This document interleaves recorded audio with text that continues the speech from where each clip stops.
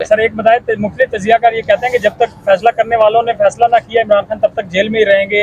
जैसे तहरीक इंसाफ के लाहौर में रहनुमा जुडिशल रिमांड पर पिछले 4 महीनों से जेल में है, तो लंबे अरसे तक इमरान खान को रखने का प्लान है और कौन है ये सब कुछ जो मैनेज कर रहा है? क्योंकि अब निगरान जो वजारत इंसाफ और कानून है उसने भी तैयारी कर ली है कि हमने साइफर केस को लड़ना है। देखें, आपके बकौल वो सिस्टम है, आपके बकौल वो लोग हैं, मुख्तदर लोग, जो जब तक वो नहीं चाहेंगे बाहर नहीं आएंगे। ये हमारे मीडिया वाले दोस्त भी इलेक्ट्रॉनिक मीडिया में भी बैठ के मेरे साथ बात करते हैं कि जब तक इस्टेब्लिशमेंट नहीं चाहेगी तब तक वो बाहर नहीं आएंगे। हम ये कहते हैं कि अदलिया को आज़ादाना फ़ैसले करने चाहिए, इदारों को कानून और आइन के मुताबिक फ़ैसले करने चाहिए, इसलिए कि ये तर्ज़ अमल ये किसके ख़िलाफ़ नफ़रतें पैदा कर रहा है?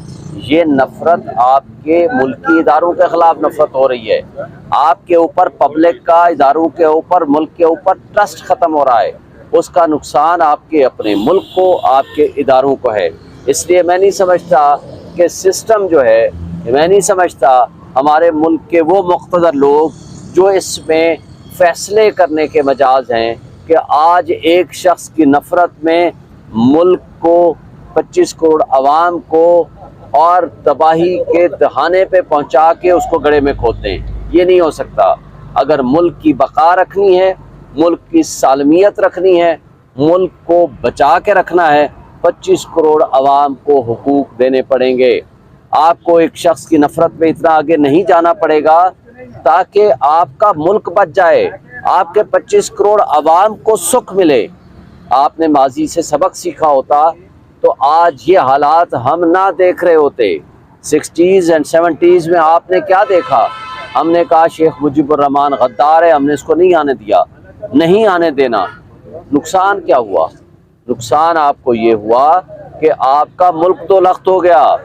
आपने, आपके मुख्तदर तबकों और हलकों ने या कुछ लोगों ने ये कहा कि फातिमा जिन्ना गद्दार है, तो उसका अंजाम हमें क्या मिला? आज ये गद्दारी के फतवे बांटना बंद करें, आज आवाम को फैसले करने दें। आवाम जब तक फैसले अपने हाथ में नहीं लेगी वो किसी के ऊपर ट्रस्ट नहीं करेगी, इससे मुल्क को कोई फ़ायदा नहीं होना। सर 2 तारीख को इमरान खान के साइफर केस में जमानत के लिए जो समाअत होनी है मुकर्रर तारीख, खान साहब रिहा हो जाएंगे या ये जमानत मुस्तरद हो जाएंगे? मैं होपफुल हूँ कि 2 को वो रिहा हो जाएंगे। बाकी तमाम केसेस में तो ऑलरेडी हम बेल पे थे, उसके लिए भी हमने प्रोटेक्टिव बेल के लिए हाई कोर्ट और सुप्रीम कोर्ट में अप्लाई कर दिया है। मैं होपफुल हूँ कि 2 को इंशाल्लाह वो बाहर आ जाएगी। बाकी केसेस में उनकी जो जमानत खारिज हुए 26 के करीब केसेस में, उसके लिए कोई लाहे अमल हाई कोर्ट सुप्रीम कोर्ट से बनाए आप? देखें, वो जमानत पे थे जिस वक्त उनकी वो अदम पैरवी खारिज हुए।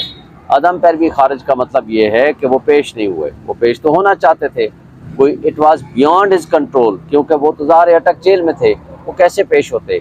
उसके लिए प्रोटेक्टिव बेल के लिए हमने हाई कोर्ट और सुप्रीम कोर्ट में रुजू कर लिया है और हम होपफुल हैं कि इंशाल्लाह वहाँ से हमें रिलीफ मिलेगा और हर एक केस में अलग अलग हमें बेल पटिशन करने की ज़रूरत और नौबत नहीं पड़ेगी। Thank you.